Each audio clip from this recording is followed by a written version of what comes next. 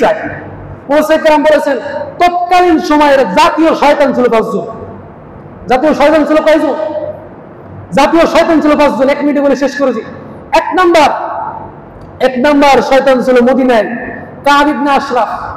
2 number জাতীয় শয়তান ছিল জুহাইম গোত্রের আব্দুদ্দার। 3 নাম্বার জাতীয় শয়তান ছিল বনি আসলাম বুরদা।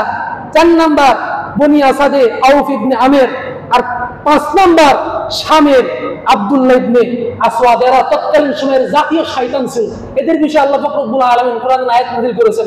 আল্লাহ তাআলা এখানে মুজারিস থেকে ব্যবহার করেছেন, কিছু মুজারিস থেকে ব্যবহার করে বোঝাতে চাচ্ছেন যে এই জাতীয় শয়তান তারা মরে যাওয়ার পরে আজ আসবে না, তারা আগামীতে এরকম জাতীয় শয়তান আসবে।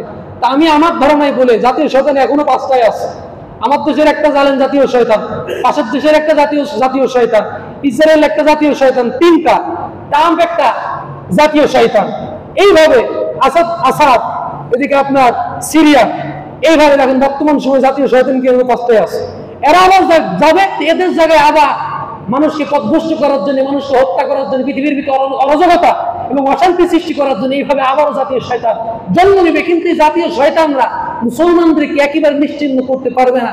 আল্লাহ পাক রব্বুল আলামিন এই কথা কোরআনে ঘোষণা করেছেন। আল্লাহ তাআলা বলেছেন ওয়াল্লাহু আ'লামু আলাইকুম ওয়া কাফা বিল্লাহি ওয়ালিয়্যা ওয়া কাফা বিল্লাহি নাসরা। হে আমার বান্দারা, আমি জানি তোমাদের শত্রুকে, তোমরা চিন্তা করো না, তোমরা তোমাদের ইমানের উপর অটল থাকো, তোমরা কোরআন সুন্নাহ নিয়ে চলো এবং এটা মনে রাখো আমি তোমাদের অভিভাবক এবং আমি তোমাদের সাহায্যকারী।